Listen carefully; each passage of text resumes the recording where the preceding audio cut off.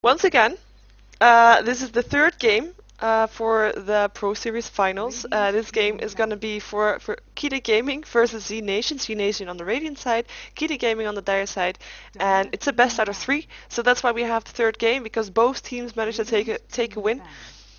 First game was very convincing for zNation. Second game, awesome play by Invoker, making that game Keita Gaming's own game. So we're gonna see some banouts. We're gonna see a Lycan banout and an Invoker banout. Those were the two MVPs from the previous two games, so pretty fast bans. And just let me explain the prizes for you for a second, because these two games have already qualified themselves for the Star Series for next season. They are now fighting for the first prize, which is $700. And the second prize is going to be $500, so it's a $200 difference. Wow. And yeah, so we're already through the bans, and we're going to go in straight to the picks. Which one am I missing here? Tidehunter could still be picked up here. Let's see who else. So Windrunner is still there. But just going through the bans, it's going to be Chen ban, Invoker ban, normal bans. Leshrac ban, he does get the first ban a lot, but he also gets sometimes picked up and sometimes totally forgotten, but solid hero nonetheless, so good hero to ban. He also played a big role in the previous game, pushing down towers very hard and had a really strong lane in the previous game also, together with the Tidehunter. We see a Lycan ban, a Lone Druid ban, and a Furion ban. Also 3 heroes that you don't want to play against. Looks like Keita Gaming banned out all the jungling heroes.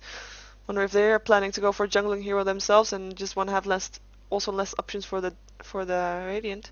We're gonna see Beastmaster the first pickup. So yeah, that's where we're at. And the second 2 picks or the next 2 picks are for Keita Gaming. 5 seconds remaining. Let's see what they're gonna go for.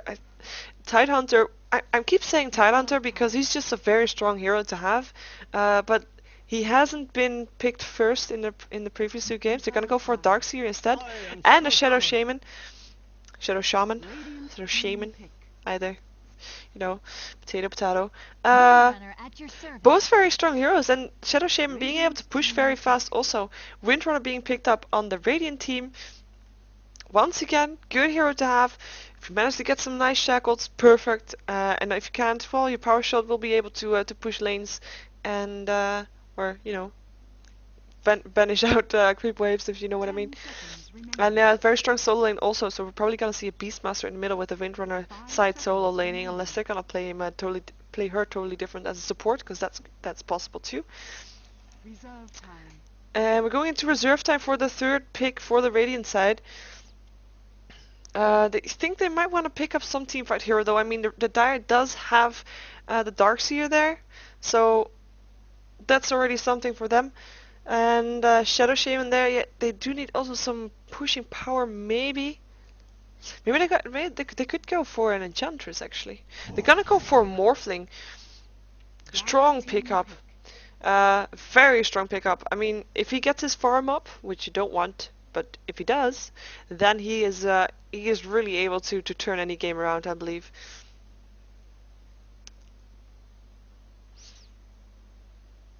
So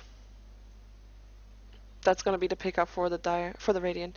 Last pickup for the Dire before we going into the next ban phase.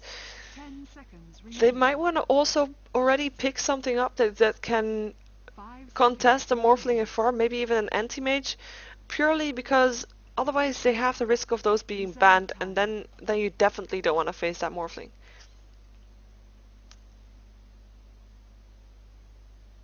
Let's see what they're gonna do though. Let's see what they are going to do. They're discussing it themselves. I mean, Morphling is a pretty... That pickup is... Well, it's a strong pickup, but not a really obvious pickup for a third pick there. And I think if they do pick up a carry something, they're gonna ban out the teamfight heroes. Yeah, there we go. Ricky is a nice counter to Morphling, especially mid-game. But also still quite squishy. He needs to get his farm up too. That's what he needs to do. If he gets his farm up, then he might be able to counter the Morphling. At least if Morphling is shut down enough also. But the same goes for the Ricky. If the Ricky is shut down, it won't be able to do anything. We have some team fight banning outcoming. We have the Tidehunter ban. We have the Earthshaker ban. We're probably gonna see the Sand King ban too, but the Sand King will probably be banned from the Dire because I think the zNation wants to pick that up as their 4th pickup. They're gonna ban out an Enigma themselves. Well, no, they're gonna ban out an Ancient Operation themselves, and the Dire are gonna ban out the Enigma, which probably means that we're gonna see the Sand King on the Radiant team, because that's basically the only really strong teamfight hero that's left. Unless they want to go for something very controversial, maybe like a Warlock, but I'm not sure. Gonna go for Vengeful Spirit. They didn't have a support yet. Solid support, hardcore support, so they're gonna go for Vengeful Spirit to babysit the Morphling on the lane. And they could still go for Jungle Hero as their 5th. Or still also go for a Sand King, like I just said, but we'll see. We will see what they're gonna do. Keita Gaming might also pick up a support. Actually, Crystal Main wouldn't be a bad choice, or Venomancer. Either would be doing just fine. 10 seconds remaining. 5 seconds remaining. See though. Gonna tick into the reserve time. Both teams actually have about the same time left. Ooh, Sand King being picked up by Keita Gaming, denying the Sand King for the Dire. And actually, it does fit in their lineup. I mean, Sand King is a very strong hero, and they already have that carry. They just need a support. So this will leave zNation in a tough position. What will they gonna pick? I mean, they're taking their time now. That means that I think they wanted the Sand King. They wanted him.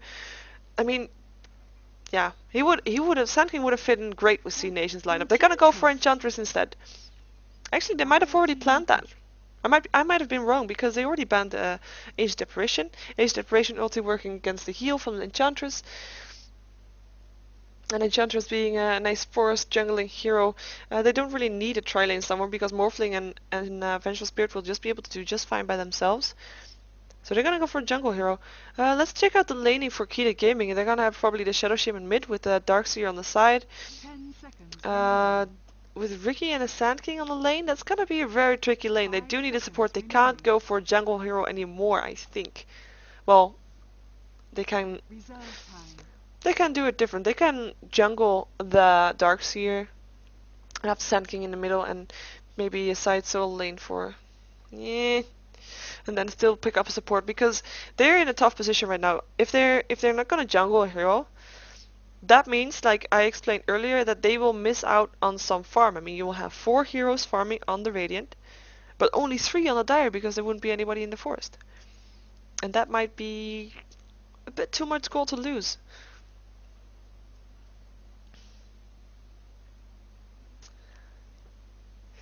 We're gonna see. They're ticking into bonus time though. 9 seconds left. Let's hope they're not gonna go for a random. That would be quite tricky. They're gonna go for a Venomancer, so they're gonna just go for the support. Let's see how they're gonna lane this. They might still throw Darkseer in the forest just to be able to have that farm too, or they're gonna have to gank the forest for Enchanters very early. So we'll see. We'll see. I'm gonna wait until everybody picked their hero so I can introduce everybody to you. Looking at purely lineups though, it looks like zNation has a lot of potential. They don't have that much team fight though, so if Keita is able to force those team fights, especially if it's gonna be 4 on 5 or 4 on 4 when, you know, Morphling's still farming and probably Ricky's still farming too, even though Ricky will probably be ganking around a bit earlier than Morphling will be. Then Keita will be able, if they manage to get that advantage and are able to keep it up, then they will be fine. If they shouldn't leave it too long though, because if Morphling gets too fat, that's gonna be really tricky to deal with for Keita Gaming. We have an instant pause because one of their team hasn't picked yet. Let's see in the meantime what is going on zNation and see who's playing what. We have Fidoy this time on the Beastmaster, gonna be solo side lane probably. We have Tamai Wild on the Windrunner, then probably going towards the middle lane with him. Nexus is playing the Enchantress, gonna go to the forest, and we have Morphling being played by Elba Fidoy Crazy. And last but not least is Elba on the Vengeful Spirit. Didn't I just say that also? No, I don't think I did. Well, Vengeful Spirit being played by Alba. If I did say it, then I just said it for the third time. Deal with it. On Keita Gaming, we have Quix playing the Shadow Shaman. Nika is playing the Darkseer with Pinoy on the Sand King. And Bonsai is on the Venomancer. And that leaves last but not least is a Wall Eater. And the hero that is left is the Ricky. Of course, the Ricky. So yeah, there we have it. Ricky will be picked up by him when he comes back. That's the AFK. And really interesting to see how they're gonna lane this and if they're gonna try to go for jungling Darkseer, because it would be viable maybe. It's definitely viable. What they could solo lane maybe the Venomancer.